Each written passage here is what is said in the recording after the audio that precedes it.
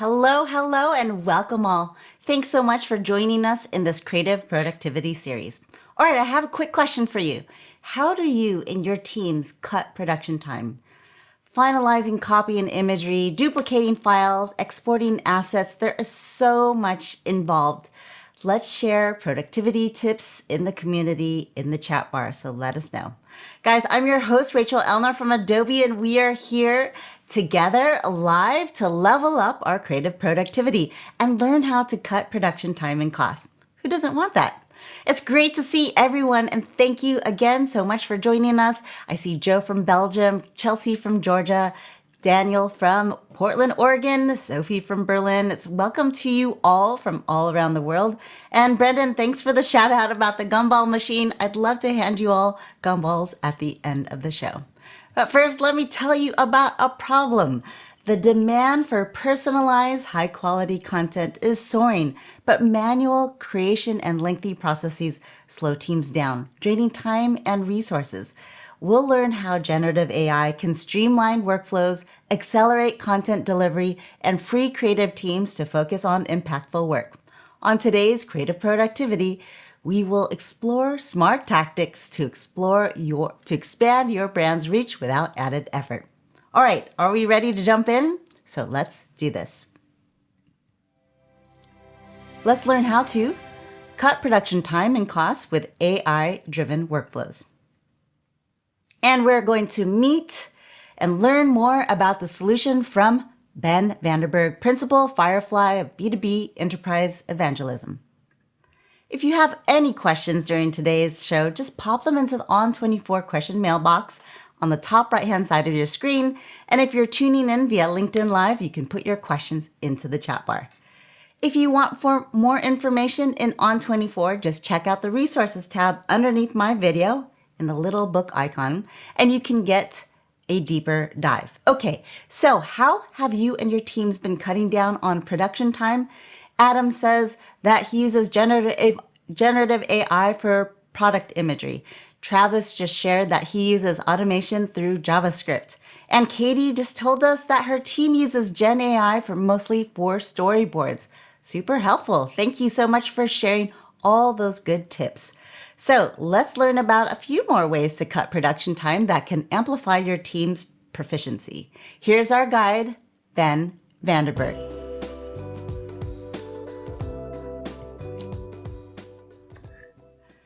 Hey, Ben. Hey there, how's it going? Good, good. I am so happy to see you. I'm really interested on how we can all streamline our processes and workflows for all the teams in the company. Yeah, well, I think the interesting challenge that I think a lot of people have is the fact that not only do you have the problem is just the fact that you have so much demand for content today. Like you'll my emails are constantly just filled up with people saying, "Hey, can you make quick changes to these little things and these things? Oh, now we have to also do it on social media. Oh, now we have to now do a bunch of flyers." So like the demands are extremely high. And I'm always looking for ways to be able to solve how can I make it easier to do a lot more and a lot more different variations with a whole lot less time. Got it, Ben. So let me just ask you a question. Do you feel like the demands are so high because we have so many channels, so many places that our customers are? I think it's partly channels. I think it's also partly the demand that people also have now for a lot more variety because of, especially with social media, there's so much more content that people have that they're looking to have something fresh. And there's always new stuff that people are trying to see and grab that attention with all the content that's in the world. So you need to have new fresh content, which only just amplifies more of the fact that you need to have more and more and more content. And more content also means more noise. So I'm so excited to try to figure out how to also design an approach and use strategy so we can cut through all of that noise. And I have another question. So because there's so many different social media channels and so many social media platforms and digital displays and things like that.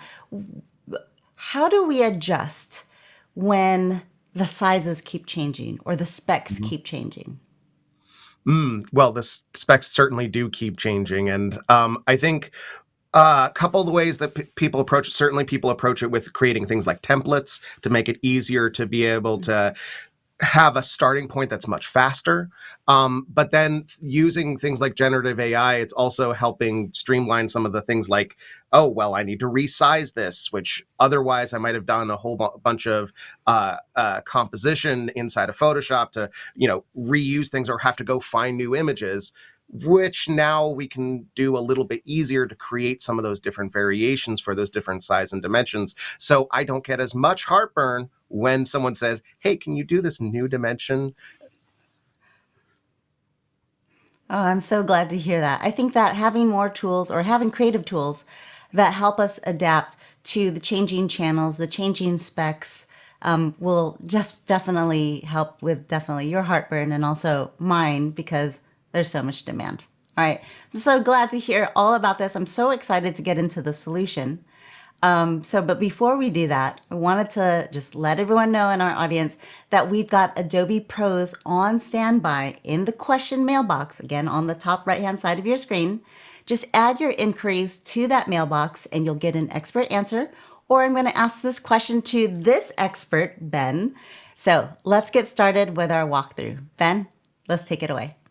All right, great. So to start off with this today, what we're going to do is I have three kind of main things that we're going to show, because a lot of times creativity is not in a vacuum. You have different people that are involved in this process. So we're going to first start in the Creative Studio. And then we're going to see how we can take some of those things and create self-serve experiences for marketers, and then also see how we can really scale this with some of our things like Firefly services, which I'll talk about in just a second here. So to start off, let's just look at the Creative Studio. So in the Creative Studio, I might be working in many of my different tools like Photoshop, like I have here. And inside of Photoshop, I'm working on an ad for a tea company here. And I might go ahead and design this. And there's a lot of different elements inside of here. There's some of the backgrounds that I might have generated, say, using Adobe Firefly. I have some product images that I might have brought in, logos and different elements. But the reality a lot of times is I might use this as a basis, and then I get an email from somebody that says, oh, well, can you make a quick change to change out the text here to instead be love the for the love of tea, or something like that. And then somebody goes, okay, well, that's great, but now we need in Germany to change that text out to be something a little bit different. And then we also are like, oh, well, we're not doing black tea, now we're doing citrus tea, and so forth. And while I love making all those different variations, it can take a huge amount of time that otherwise I might be spending on new projects. And it's really light sort of edits, like being able to just change this text and stuff. Now, I'd love to be able to say to my my marketers, hey, why don't you just go into Photoshop and make that change yourself? But that isn't always what you want, because not everybody is a Photoshop user. And sometimes people have a tendency of changing things around that you might not want, and doesn't always align with your brand. So what I would love to do as a creative studio is, for these sort of things, create the design and create more of a self-serve experience that I could give over to my marketers, that they could then make those light changes, but still have guardrails to be able to make sure that they stay on brand when they are changing some of that text and so forth. So to help me with that, what I can do is I'm going to go over to Adobe Express here. And what I can do with Adobe Express is I can actually drag and drop my Photoshop, Illustrator, InDesign, or PDF or PowerPoint files directly into Adobe Express and import them directly in. And the great thing about this is that when it comes right in, it's not only going to import it in, but what it's also going to do is import all of my different layers in here. So it's really being able to allow me to be able to design the tools that I prefer and be able to bring it right in here for me to be able to use. Now, the other thing about this is that I might also want to be able to make sure that certain things aren't editable by somebody when they're working on this. So I can take things like this logo here, and I can right click and click on lock to lock these elements so that they are not going to be editable by anybody when I create what's called a locked template. But I can also make things still editable. So for example, like this text up here at the top, I can also choose, I'm going to just unlock this for a second. I can also choose that maybe I want them to be able to edit the text, but I don't want them to change the font or anything like that. Again, I can just simply choose to select it and say lock and allow text replace. And this will limit it down to, as lock text that allow them to be able to replace the text, but not be able to change anything like the font or things like that. And I can choose what I want them to be able to edit and change in this. And then once I'm ready with that, I can go ahead and I can say save as a template.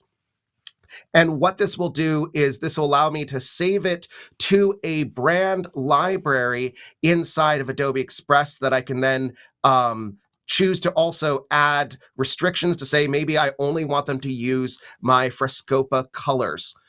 Like we see here. Maybe I only want them to use Frescopa fonts. Maybe I don't even want them to be able to edit anything from or be able to drop anything in or be able to add new layers. I really want to restrict it down. All of these are editable for me to be able to create those guardrails. So when I save that as a template, it makes it easy for them to be able to make sure that they have the guardrails to change what they are allowed to change, but not change what they're not supposed to change. And that can even make it be even more restrictive of just locking down to only the elements that they're allowed to change in this. So in this case, we can change the text there. Now, if we switch over, so that's the power for as a creative studio. It allows me to be able to create self-serve experiences that I can put up there so that I can spend more time on some of the new creative content rather than having to do some of those light little changes there. So that brings us then to, well, what would this look like for, say, a marketer?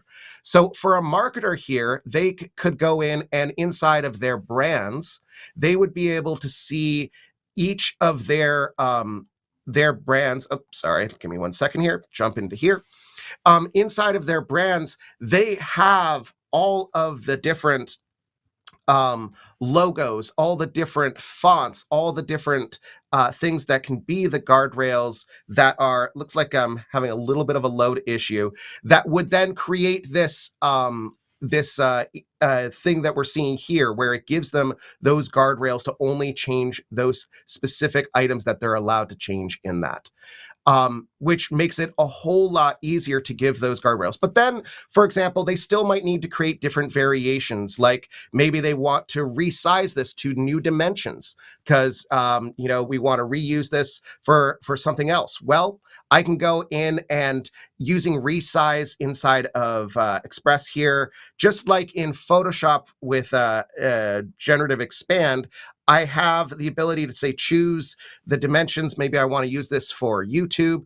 Click on resize. And what it's going to do is it's going to use Generative Expand to expand out things like the background image to that new dimension so that instead of having to spend time going into Photoshop, creating that new variation, dropping it back in, I have these sort of tools inside of here for me to be able to use. And not only that, I can also even create this for different variations for different languages. So I can click on translate here.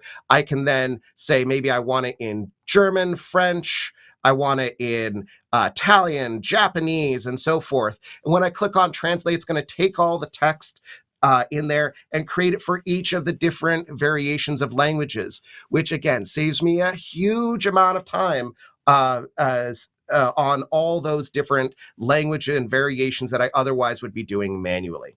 So that's really the power of bringing that in and creating those self-serve experiences inside of Express. Which then brings us, okay, that's great, but what if we have thousands and thousands of different variations, Ben?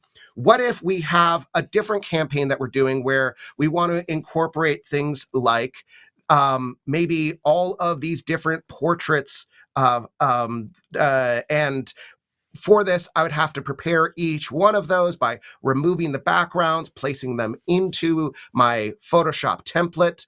And not only that, and there's 15 different ones of these. Not only that, I might have different products that I need to drop in there. So 15 times 4 different products. Okay, now that's 60 different variations I have to design. But now with the languages come in, that means that then, all right, there's a lot of different text here. So we'll have to change all these different variations. Pretty soon, I have hundreds and hundreds or thousands of different variations I need to create. And that just gives me heartburn to have to create those variations. So what we can do with that is we can actually automate a lot of that using what's called Firefly Services, which is our APIs with Photoshop, Firefly, Lightroom, and InDesign, and many of our other things that allow you to be able to take that and turn that into an automated workflow like we see inside of here. Now, what this is going to do, and I'm just going to walk through what this looks like. Essentially, it takes all those inputs like the images, and it can automatically remove the backgrounds on the portraits. It can take the images that we might have generated in Adobe Firefly and generate all those different variations for different localities like Paris, London, New York, and so forth. It can then take all of those and then use generative expand to expand that into different dimensions and variations, and then take all those different ingredients and all those different languages and text, bring them all together to be able to push them into Photoshop templates so that it will then create all those different variations and then drop them into wherever I want to drop them into, such as maybe our DAM, like Adobe Experience Manager Assets or Frame.io or other storage platform.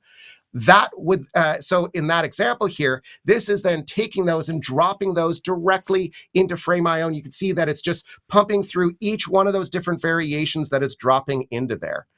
And what that ends up looking like here is then now I have all my different variations that I can see in here with all the different backgrounds, all the different ones. And instead of doing those manually, it can streamline creating all of those different variations.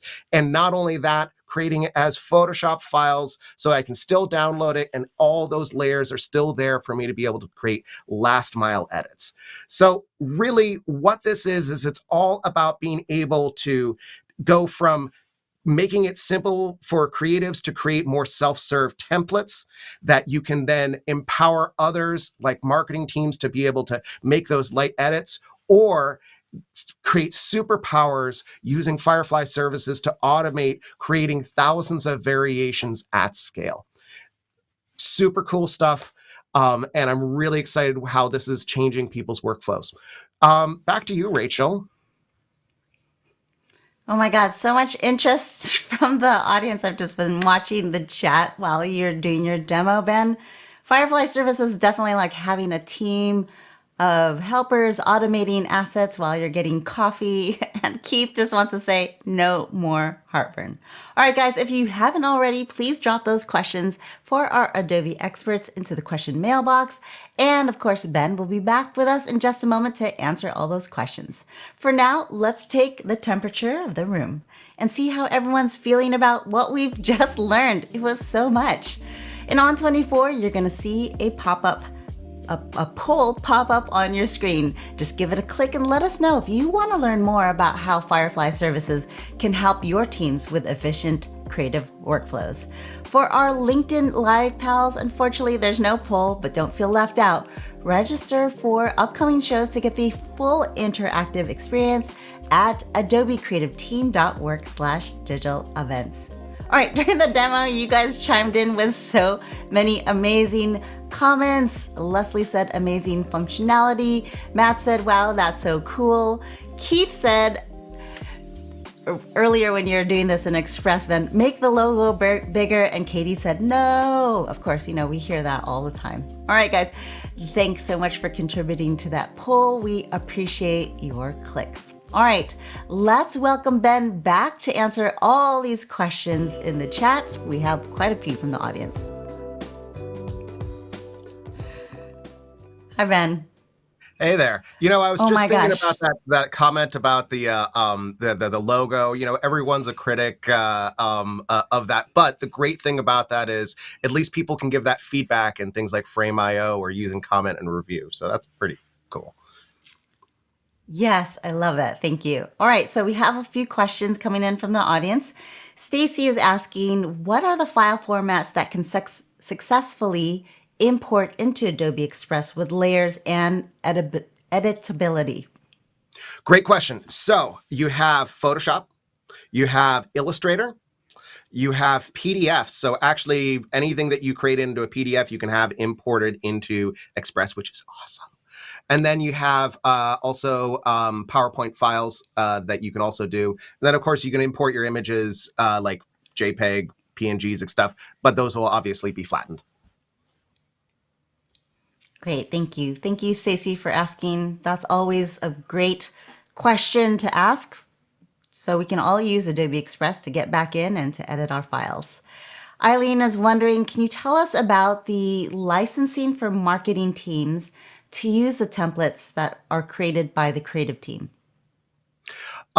Good question. So for users typically of that, they would have an Adobe Express license. So they don't have to be full like Creative Cloud users.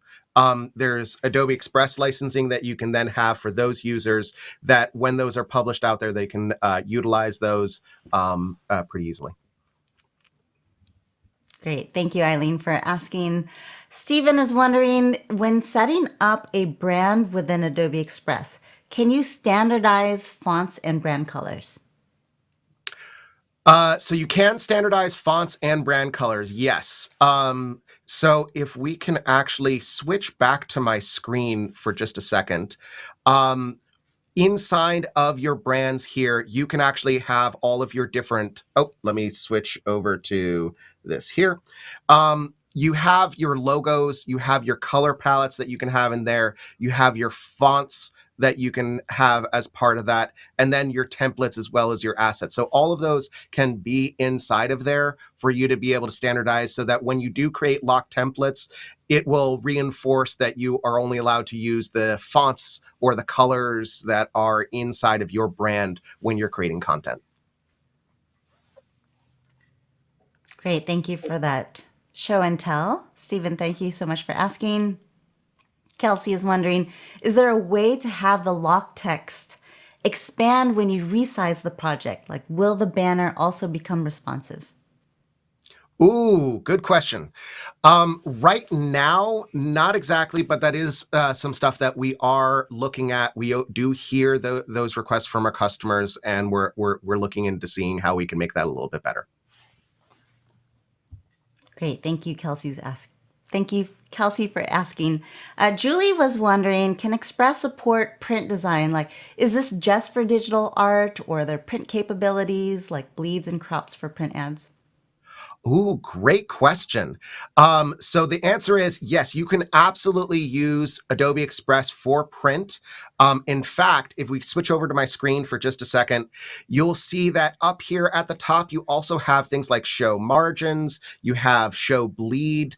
So you do have support for those, and you can export as print optimized PDFs that you're going to put out there. And then also, if you look at all the resize stuff, not only do we have that for some of the digital ones, but you have like line in here, you have your different document formats here. So 100% you can use it for print as well. Great. Thank you so much. We have a ton of other questions in there, but it seems like all our Adobe experts are attending to them. So Ben, I appreciate your time and generosity. It's always great learning from you. We'll see you next time. Thank you. Thanks for having me. I had a great time learning with you guys. We saw so much. We saw Express, we saw Firefly services. We can really see and put together all the things that help us to cut production time and save half of our day now. Well, thank you so much for everyone for joining us today, and a big thank you to our guest and guide, Ben Vanderberg. On 24, folks, stick around to complete the post-event survey. And we would like to see everyone back here for upcoming shows. Just register at adobecreativeteam.work/digital events. Thank you all for streaming with us and connecting with the creative community.